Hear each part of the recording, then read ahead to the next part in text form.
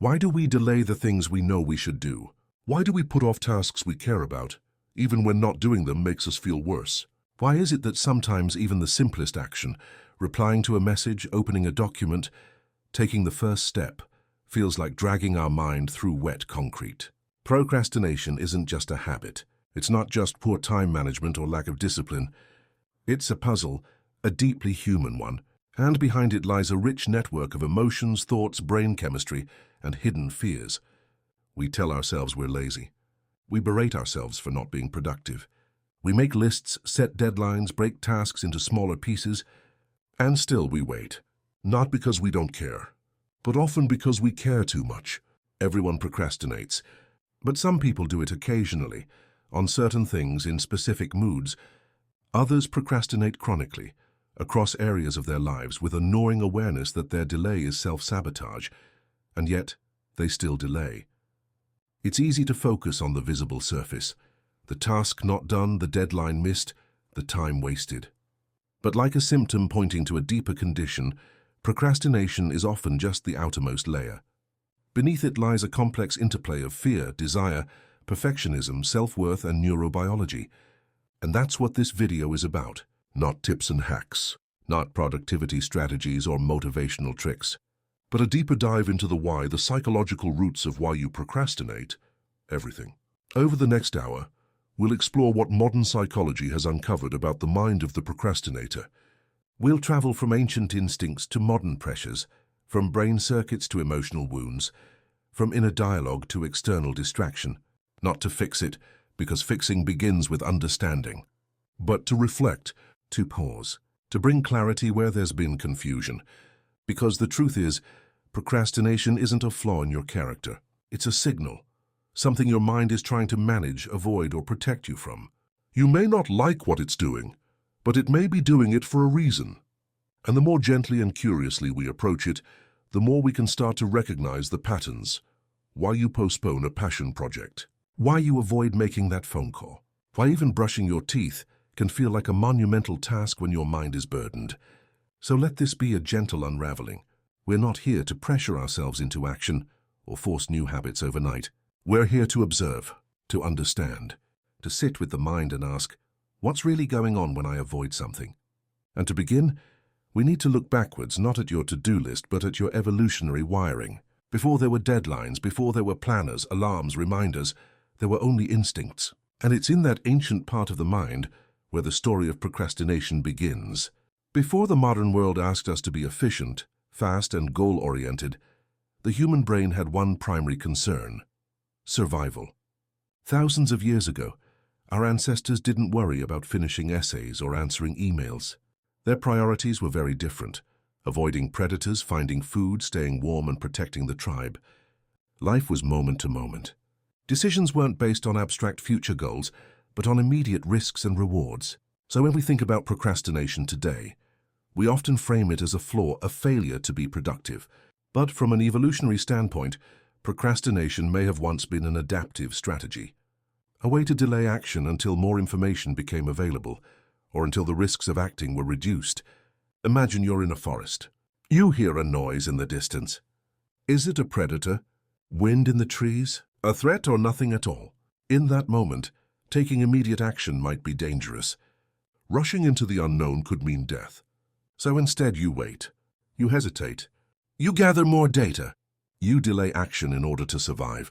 This form of strategic hesitation is deeply ingrained in our evolutionary history. We are not wired for endless motion. We are wired to preserve energy, to evaluate danger, and to avoid unnecessary risk. Now fast forward to the modern world. Most of our daily tasks, writing, cleaning, calling someone back, don't involve lions, cliffs, or poisonous berries. But the brain doesn't always know the difference. It still responds to stress, uncertainty, and perceived threat with the same old survival strategies. When a task feels uncomfortable, whether it brings the possibility of failure, rejection, or overwhelm, your brain may label it as a threat, not a physical one, but an emotional one. And so just like your ancestors, you hesitate. You delay. You put it off, waiting for the moment to feel right or safe. This idea is supported by what researchers call threat avoidance. Procrastination, at its core, isn't about being lazy. It's often about staying safe.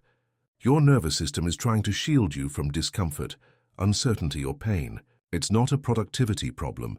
It's a self-protection mechanism. And in that sense, procrastination isn't new at all. It's ancient. But the world around us has changed faster than our brains have evolved. We now live in a world that demands constant output, deadlines, updates, inboxes overflowing. Tasks are infinite. Expectations are high. Time is always running out. The same brain that once helped us survive in dangerous environments is now overwhelmed by calendars, notifications, and performance pressure. It hasn't had time to adapt, so it does what it's always done. It hesitates when something feels risky, even when that risk is just sending an email. The mismatch between our ancient wiring and our modern environment is a key reason why procrastination is so pervasive today. It's not that we're broken, it's that we're trying to run ancient software in a high-speed digital world. And this becomes even clearer when we understand how the brain's decision-making circuits function, especially the tug-of-war between logic and emotion. Because while evolution gave us the ability to plan and reason, it also gave us powerful emotional circuits that prioritize comfort, pleasure, and short-term safety. And in this inner conflict, emotion often wins. So in the next section, we'll leave the forest behind and head into the neurological battlefield. We'll explore what's happening in your brain moment by moment when you're staring at a task and deciding to do it later. We'll talk about the prefrontal cortex, the limbic system, the role of dopamine, and how procrastination is not just a feeling, but a neurochemical loop that keeps us stuck. Because to truly understand why you delay everything, you have to look at the hardware behind the habit. To truly understand procrastination, we have to go beneath the surface, to the intricate systems of the brain where decisions are made, battles are fought, and behaviors are shaped long before we're even aware of them. Each time you sit down to start a task and feel yourself hesitating, a quiet conflict is already underway. It's a psychological standoff, not between good and bad intentions, but between two powerful forces inside your mind. On one side is the prefrontal cortex, the region of your brain responsible for planning, reasoning, and long-term decision-making. This is the part that considers consequences, sets goals, and imagines the future you want to build. It speaks in language like, "I should do this now so I don't suffer later." On the other side is the limbic system, one of the brain's most ancient structures. It's emotionally driven and highly responsive to pleasure, pain, and perceived threats. It doesn't care about long-term gains or delayed rewards. What it wants is comfort, safety, and ease right now. When you think about doing something that feels difficult, uncertain, or uncomfortable, whether it's starting a project, confronting a task you dislike, or even opening an unread message, your limbic system springs into action. It perceives the discomfort as a potential threat. Even if there's no real danger, your emotional brain treats it as something to avoid. That protective mechanism can feel like resistance, hesitation, or an overwhelming desire to check your phone instead. The prefrontal cortex, with its logical reasoning, may argue that you should push forward, that the task matters, and that delaying it will only increase your stress. But logic takes effort. The emotional brain is faster, more instinctual. It responds in milliseconds, while the rational mind lags behind. And when you're tired, anxious, or emotionally overloaded, the limbic system often wins by default. This internal tension is made worse by the way our brains handle time and reward. Psychologists refer to this as temporal discounting, which describes the human tendency to favor immediate gratification over delayed outcomes. In simpler terms, the further away a reward is, the less motivated we feel to pursue it. So even if you care about your long-term goals, finishing a degree, completing a portfolio, improving your life, the brain naturally prioritizes whatever feels better now. That could be a short video, a snack, a nap, or doing something else that offers instant ease. Dopamine plays a key role in this equation. Often called the motivation chemical, dopamine isn't really about pleasure itself. It's about the anticipation of reward. Tasks that seem fun or instantly satisfying tend to release more dopamine, which makes them more appealing. But when something feels effortful, uncertain, or boring, your brain doesn't produce the same anticipatory signal. That lack of motivation isn't moral failure. It's neurochemistry. So you avoid the task. You delay it. You start doing something else, something easier, more stimulating, or simply less painful. Your brain has just followed a path of least resistance, conserving energy, and reducing perceived discomfort. But in doing so, it also deepens the habit of avoidance. Then comes the part many people are familiar with, the rush of last-minute effort. When a deadline looms and there's no more time to escape, the stress response kicks in. Your brain floods with adrenaline and cortisol, sharpening your focus. Suddenly the task gets done in a burst of frantic energy. There's relief, maybe even pride, but also exhaustion. This cycle, the delay, the panic, the crash, becomes familiar, even dependable. Some begin to rely on it, thinking they work best under pressure. Yet that pressure is a form of self-induced crisis, and it's emotionally and physiologically draining over time. Another dynamic unfolding beneath the surface is what psychologists call task aversion. This happens when your brain associates a specific task with a negative emotional state. It could be boredom, insecurity, fear of judgment, or the dread of not doing it perfectly. Even just thinking about the task causes discomfort. You feel it in your body, a tight chest, a cloudy mind, maybe a subtle sense of dread. And in that moment, doing almost anything else seems better. So you clean your desk, you refresh your inbox, you walk to the kitchen, and the original task waits, heavier now than before. This moment of relief reinforces the habit.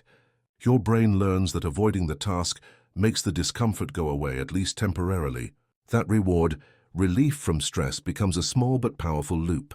You didn't just dodge a task, you reinforced a behavioral pattern. But avoidance doesn't actually make the task disappear. It just postpones the discomfort. And when the task inevitably returns, it's now tinged with even more pressure, more guilt, and a deeper sense of resistance. What was once a simple task becomes emotionally charged. The longer you delay it, the bigger it feels. This is how the procrastination loop tightens its grip. First comes the delay, then the guilt, then the anxiety, then more delay to avoid those feelings. Eventually, procrastination isn't just about the task, it's about your identity. You start to believe things like, I can't do anything on time, or I always mess things up, which only deepens the cycle. And yet none of this means you're lazy or broken. It means your brain is operating exactly as it was designed to, just in a world that doesn't align with its evolutionary defaults. You're managing discomfort the best way you know how, even if that way leads to more pain later. To break the cycle, we must do more than push through with willpower. We must understand what's driving the avoidance in the first place. And more often than not, what's underneath the surface of procrastination isn't laziness, it's emotion. Deep, often unspoken emotion. So now we turn inward, past the neurons and circuits, and into the terrain of the heart. Because before you can move forward, you must understand what you're moving away from. In the next part, we'll look at the emotional roots of procrastination, the fear of failure, the quiet shame, the avoidance of discomfort. You may think you're putting off a task, but what if you're actually protecting something far more vulnerable? You're not just putting something off, you're protecting yourself. That's the part we often miss when we talk about procrastination. We treat it like a matter of time and task, but underneath it's almost always a matter of emotion. Every act of avoidance carries a hidden emotional weight. We don't delay simply because something is boring or difficult. We delay because doing it threatens something deep inside. A part of us feels exposed. A part of us whispers, what if I fail? What if I'm not enough? This is where procrastination reveals its emotional core. Fear is often the first shadow behind the delay. Not the obvious kind of fear. No monsters under the bed, no alarms blaring. It's subtler than that. It's the fear of not doing well, the fear of being judged, or of discovering that what you produce might not match what you imagined. Sometimes it's even the fear of success, because success might bring new expectations, new pressure, or a change you're not ready to handle. Fear makes the task feel bigger than it is. You don't just have to write an article. You have to prove you're a good writer. You're not just applying for a job. You're risking the silence of rejection. The task becomes emotionally loaded. And the more it matters to you, the more you care, the heavier it becomes. That heaviness makes avoidance feel like relief. For a moment when you put it off, the weight lifts. Then comes shame. After you've avoided a task, especially one you intended to do, the inner critic tends to appear. You begin to judge yourself not just for what you didn't do, but for who you are. You say things like, I'm so lazy. I always ruin things. I'm a failure. These aren't statements about behavior, they're identity wounds. You internalize the delay as a reflection of your worth. This is what makes procrastination so difficult to break. It's not just the task you're avoiding, it's the emotional aftermath. Every time you delay something and then criticize yourself for it, you reinforce a belief that you're incapable. That belief doesn't motivate action, it pushes you deeper into the cycle. And what if you're someone who sets high standards for yourself? What if your identity is wrapped up in doing things well or doing them perfectly? This is where perfectionism comes in. People often think perfectionists are high-achieving, super-organized doers, but in truth, many perfectionists procrastinate more than anyone else. That's because when you set the bar impossibly high, starting becomes terrifying. Anything less than perfect feels like failure. So instead of risking mediocrity, you wait. You postpone. You think, I'll do it when I feel ready, when I have more time, when I can do it right. But that perfect moment never arrives. Because readiness in emotional terms is often just code for safety. And when your worth feels tied to the outcome, no time ever feels safe enough. All of this fear, shame, perfectionism coalesces into a powerful emotional loop. You avoid a task to protect yourself from discomfort. Then you feel guilty for avoiding it. That guilt becomes shame, and the shame increases the emotional danger of doing the task, so you avoid it again. And still, procrastination doesn't mean you don't care. In fact, the opposite is often true. You care deeply. That's why it's so hard. You care about how the work will be received. You care about doing well. You care about the judgment that might come after it's finished. And when you care that much, the pressure to perform can become paralyzing. There's another emotional undercurrent too, one that rarely gets talked about. Sometimes we procrastinate because we feel powerless. Maybe you're working on something you didn't choose. Maybe your day is filled with obligations that don't align with your values. If you feel like your actions don't matter, or that you're just going through the motions, then avoiding the task might be your quiet rebellion. A way to reclaim control. A way to say, you can make me work, but you can't make me care. This kind of emotional resistance is often unconscious.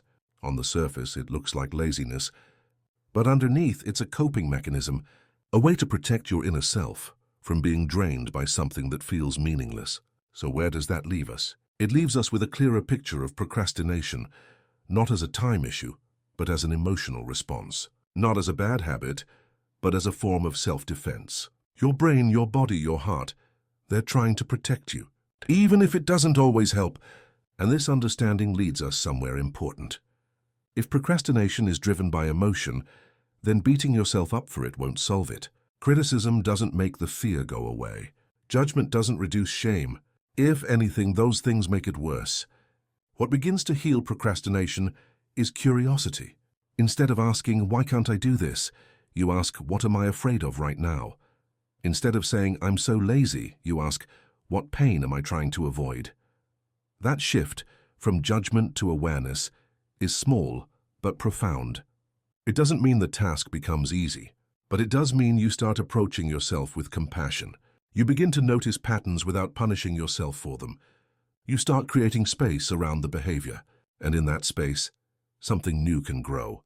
Now that we've looked at the emotional roots, we can begin to reframe procrastination itself, not as a failure, but as a strategy. An attempt, however flawed, to manage discomfort, avoid pain, or protect your sense of self. In the next section, we'll explore this idea in more detail. How procrastination, for many people, is not just a problem, but a strategy. A way of coping with difficult feelings, even if those feelings have nothing to do with the task itself. Because once we understand that, we can stop trying to crush procrastination with willpower and begin to work with it more wisely. If procrastination were only a time management problem, a better planner or a stricter schedule might solve it. But as we've seen, what delays us isn't the clock, it's the discomfort, the fear, the weight of expectation. So what if, instead of seeing procrastination as a failure, we began to see it as a strategy, one our minds use to cope with emotions that feel too big, too tangled, or too painful to face directly? This isn't to say procrastination is helpful in the long run. Often it creates more stress, not less. But it can serve an immediate emotional purpose. When a task evokes anxiety, self-doubt, boredom, or pressure, avoidance becomes a form of escape. Not an escape from the task itself, but from the feeling tied to it. It might start with something as small as a pause. You tell yourself you'll start the work in 5 minutes, then 10, then after lunch. In truth, you're buying space, creating emotional distance between yourself and the discomfort. That distance offers temporary relief. It's like stepping out of the sun into the shade, even if just for a moment. But as with all coping strategies, repetition turns it into habit. The more often you use procrastination to soothe emotional friction, the more your brain starts to rely on it.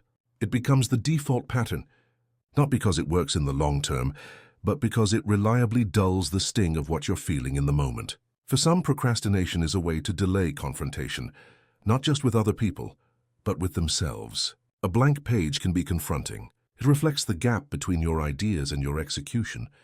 An important conversation can be confronting.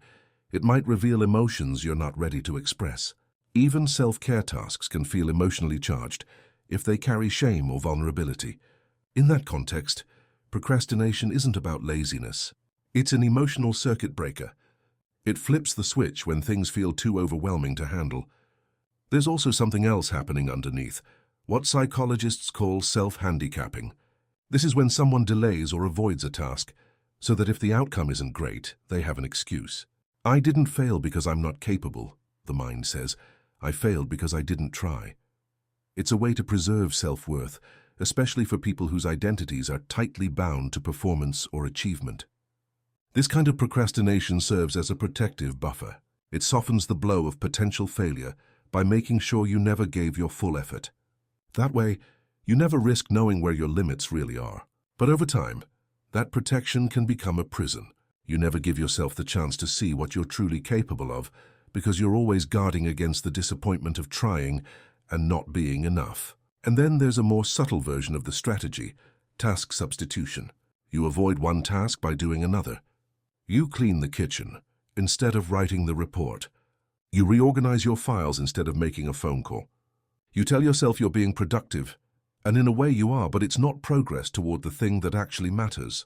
This kind of displacement feels better than outright avoidance. You're still moving, still working, but emotionally, you're sidestepping the discomfort rather than confronting it. It's a clever strategy, and one that can be hard to recognize until you step back and ask why you're choosing certain actions over others. There's also an important difference between doing nothing and doing something else. The second often goes unnoticed because we tend to associate procrastination with complete inactivity. But many of the most persistent procrastinators are constantly busy. They just aren't doing the thing they most need to do. And that avoidance can be even more frustrating because it feels like motion without direction. Understanding procrastination as a coping mechanism doesn't mean you have to accept it forever. But it does mean you can approach it with compassion. You begin to see that this isn't a defect, it's a system. A system built on experience, emotion, and unconscious protection. The question becomes not, how do I fix this, but what am I trying to protect myself from? That question opens a different kind of conversation, one that's less about pushing harder and more about listening deeper. If you notice yourself putting something off, you can pause and ask, is this task bringing up fear? Am I avoiding something because it makes me feel exposed or uncertain or not good enough? And instead of criticizing yourself for the delay, you can trace it back to the feeling underneath. That awareness alone begins to change the dynamic. It gives you space to respond rather than react. You may still avoid the task. That's okay. This isn't about perfection. It's about becoming aware of the story behind the behavior. And the more clearly you see that story, the less power it holds over you. In time, new strategies can emerge. You might learn to break tasks into emotionally manageable pieces. You might give yourself permission to begin badly. You might realize that sometimes the most compassionate thing you can do is start small and stay kind to yourself as you do. But before any of that can happen, you must first understand what procrastination has been doing for you. It's not your enemy, it's your messenger. And while it may not always be wise in its methods, it's usually trying to protect something important.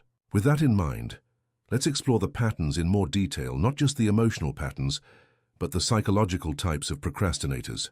Because even though the emotion behind procrastination is universal, the way it shows up in behavior can be surprisingly different from person to person.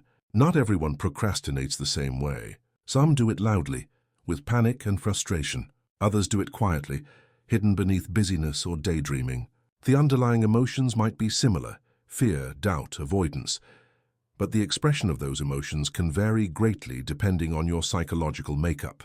If you've ever wondered why you procrastinate differently than someone else, why a deadline motivates your friend but paralyzes you, it's because procrastination isn't one behavior.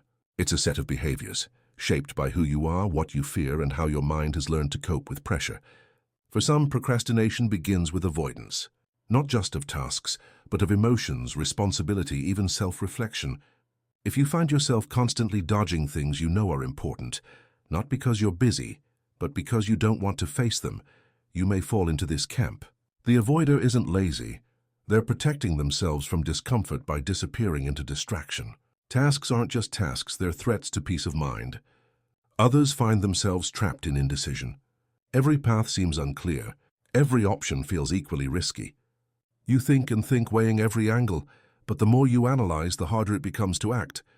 This type of procrastinator isn't avoiding work, they're avoiding regret. They want to be right, to make the best choice, and in that search for certainty, time slips by. Paralysis replaces progress. Then there are those who chase the thrill. They tell themselves they work best under pressure, and sometimes it's even true. The ticking clock sparks adrenaline. The urgency narrows their focus, but underneath the rush is often a quiet reliance on crisis to activate motivation. Without the stress, there's no momentum. Without the fire, no movement. This person doesn't seek stress. They've simply grown dependent on it to overcome inertia. And then there's the perfectionist. Tasks must be done well or not at all. If the conditions aren't perfect, the moment isn't right, the inspiration isn't strong enough, they wait. And wait. They'd rather not begin than risk falling short. Their procrastination isn't laziness, it's reverence. They hold their work to a sacred standard, and anything less feels like failure. But in that reverence, they often forget the beauty of imperfection, of messiness, of just starting. Some people delay because they've learned not to trust their own decisions. Their inner voice has been silenced by criticism or past mistakes. They don't want to make the wrong move again, so they make no move at all. Others delay because they're secretly angry at a job, a system, a person. Their procrastination is rebellion, a quiet form of resistance, a refusal to give energy to something that feels unfair or misaligned. And still others procrastinate not because of resistance, but because of absence. There's no inner fire, no emotional connection to the task. Without meaning, even simple actions become hard to complete. These people often feel like they're drifting, not because they can't work, but because they don't know why they should. What's striking is how often these types overlap. You may see yourself in one today, another tomorrow. The perfectionist might also be an avoider. The thrill seeker might also be indecisive. These aren't boxes. They're reflections of psychological strategies shaped by experience. Understanding your type doesn't solve the problem overnight, but it does give shape to the fog. It lets you name the pattern instead of drowning in it. It gives you a lens through which to view your delays with clarity, not shame. When you know which voice is speaking, the one craving perfection, the one fearing rejection, the one seeking escape, you can begin to talk back. Not with scolding, but with kindness. You can say, I see what you're doing. I know you're trying to help me in your own way, but I want to try something different now. And that's the turning point. Not forcing action, but inviting understanding. Now that we've mapped out the emotional terrain and the behavioral expressions, it's time to step outside the individual mind for a moment. Because procrastination isn't just a personal struggle, it's also shaped by the world around us. In the next section, we'll explore how your environment, your culture, your digital habits, and even your daily routines can quietly nudge you toward delay. Because sometimes, what looks like an inner failure is really just an external setup, a system that overwhelms, fragments, or distracts you before you even begin. So far, we've looked inward at thoughts, emotions, neural systems, and personal tendencies. But procrastination doesn't unfold in isolation. It plays out in a world that is constantly shaping our behavior, often without us noticing. To understand why you delay, it helps to ask not only what's happening inside, but what's happening around you. We live in a time of constant stimulation, endless notifications, flashing banners, unread messages, tempting distractions at every turn. Our environment has become an engine of attention fragmentation. The moment you begin something, there are a dozen other things calling for your attention, and most of them are designed to be more emotionally gratifying than the task in front of you. Social media platforms, entertainment apps, and even work tools are engineered to be addictive. They offer quick dopamine hits, novelty, and the illusion of connection. When your brain is already inclined to avoid discomfort, these digital temptations offer the perfect detour. You tell yourself you'll just check something for a second. But that second stretches into minutes, then hours. And the original task begins to fade into the background, becoming more distant and more intimidating. But it's not just the technology. It's the culture that surrounds it. Modern life is steeped in productivity pressure. From a young age, we're taught that doing more is better, faster is smarter, and rest is weakness. We're trained to believe that our value is measured by output, by performance, by how well we keep up with expectations, often unrealistic ones. In this climate, every delay feels like failure. Every pause feels like falling behind, and that belief creates a kind of emotional fatigue, a deep exhaustion that makes even small tasks feel monumental. This pressure also feeds into perfectionism. In a world that rewards visibility, likes, metrics, public results, it's hard to separate personal worth from performance. So we don't just do tasks, we perform them, evaluate them, compare them. And that performative layer adds weight. What should be a simple job becomes a test of identity, a stage for judgment. No wonder we hesitate to begin. Then there's the design of our physical spaces. Your environment can either support focus or silently sabotage it. A cluttered desk, a noisy background, a chair that's uncomfortable, lighting that strains your eyes. These may seem like small details, but they have cumulative effects on motivation. When your environment sends signals of chaos or stress, your brain responds with avoidance. It interprets the space as incompatible with clarity, and in turn you begin to resist the work you meant to do. Even the way we structure our days can work against us. Many people are expected to multitask constantly, to switch between responsibilities without rest. But the brain wasn't built for constant context switching. Every time you shift gears, from email to meeting to document to message, you deplete your mental energy. And when your energy runs low, your emotional defenses weaken. Procrastination slips in more easily, because the part of you that would fight it off is already drained. Decision fatigue is another invisible trigger. Every day we make hundreds of choices: what to eat, what to wear, how to respond, when to reply, what to prioritize. Over time, those decisions accumulate stress. By the afternoon or evening, the cognitive load becomes too much, and your brain starts rejecting new decisions. That's when you say, "I'll do it tomorrow." Not because you're unwilling, but because your decision-making muscle is simply worn out. Even our access to information can be overwhelming. In previous generations, knowledge was scarce and tasks were simpler. Now every time you want to begin something, you're bombarded with tutorials, methods, frameworks, comparisons. Before you even start, you're faced with the question, what's the best way to do this? That question can quickly spiral into doubt, confusion, and hesitation. Sometimes there's so much how that you lose sight of the why. It's important to understand that these environmental and societal triggers don't make procrastination inevitable, but they do stack the deck. They tilt the odds. They create conditions where avoidance becomes the path of least resistance. And just as every behavior has a function, every delay has a context. The world around you shapes how you focus, how you feel, and how you act. It either nourishes your ability to engage, or it quietly undermines it. So if you've struggled with procrastination, know that it's not just a personal flaw, it's also a reflection of the systems you're living in, systems that often ask too much, distract too easily, and offer too little space for deep, sustained attention. But awareness is powerful. When you begin to notice the conditions around you, not just the tasks themselves, you gain leverage. You can make subtle changes, rearrange your space, protect your time, adjust your input, create rituals that slow things down, even just a little. And as you start doing that, something shifts. You no longer feel like you're battling yourself alone. You're working with the environment, shaping it instead of being shaped by it. Now that we've looked at both the inner mind and the outer world, we arrive at a place of integration, because at the heart of it, procrastination isn't the enemy. It's a clue, a signal, a teacher. And if we can listen to it without judgment, we begin to reclaim not just our time, but our sense of self. In the final section, we'll bring everything together. We'll reflect on how awareness, rather than force, can change the relationship you have with procrastination, and why the goal isn't to eliminate it, but to understand it so that you can begin not out of pressure, but out of clarity.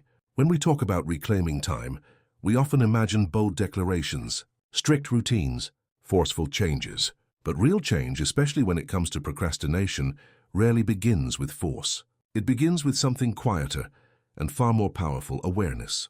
By now you've seen that procrastination is not a random act of laziness or disinterest. It's a psychological strategy, a response to emotion, a dance between fear and protection, identity and expectation. It's woven into brain chemistry, history, environment, and memory. And once you truly understand that, something softens. The voice in your head that once yelled, "Why can't I just do this?" it starts to ask a better question. What part of me is feeling afraid right now? This is the shift that makes all the difference. You stop seeing procrastination as the enemy. You begin to treat it like a messenger, a part of yourself that's been trying to speak, not sabotage, a part that's saying, "This feels too hard, too exposed, too uncertain, help me." And when you respond to that part with curiosity instead of criticism, you change the whole dynamic. You step out of the cycle. No longer caught between avoidance and guilt, you enter a space of observation. That's where choice lives. It's in that moment that you can start to make gentle decisions. You might notice when a task feels emotionally heavy, and instead of ignoring it, you might ask why. You might give yourself permission to start small, truly small. 5 minutes, 1 sentence, a few notes jotted down without pressure to be brilliant.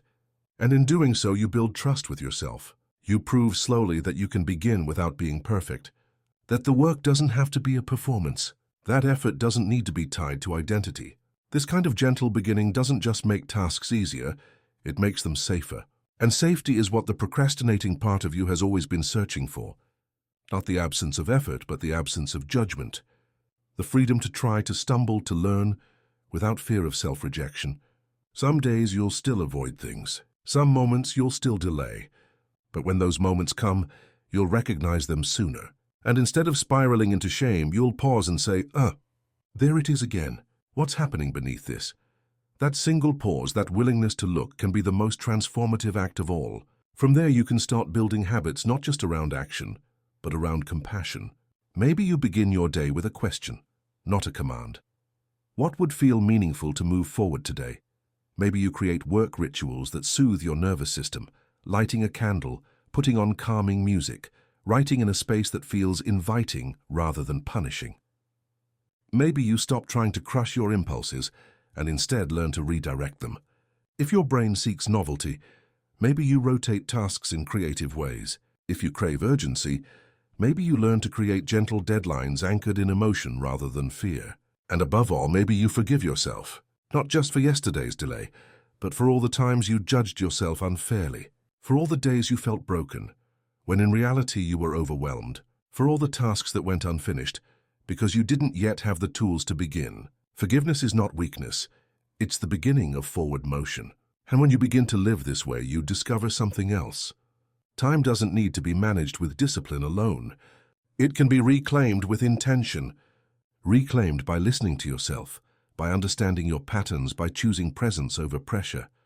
You stop racing against the clock and start moving with clarity. You stop measuring worth by output and start honoring effort. And in that space, even procrastination has less power over you, because you've seen through its disguise. You've met the part of yourself it was trying to protect. And now you're building a new relationship with that part, one rooted in understanding instead of control. It's not a linear path. You won't always get it right, but you'll get better at recognizing when something inside you is pulling away, and you'll get better at responding with care. You'll remember that hesitation is not a flaw. It's an invitation, an opportunity to ask what you need, to explore what you fear, to reconnect with what matters. And with every act of awareness, you take back a little more of your time, not by forcing yourself to go faster, but by allowing yourself to move more truthfully. So if you're still watching, still listening, know this: you are not lazy. You are not broken. You are not weak. You are a human being with a complex mind, living in a noisy world, learning how to navigate the tension between intention and emotion. That's not failure. That's growth. And as you continue on this path, remember, you don't have to conquer procrastination. You just have to understand it well enough that it stops ruling you in silence. That is how time is reclaimed, not all at once, but piece by piece, moment by moment, with kindness, with awareness. And without judgment,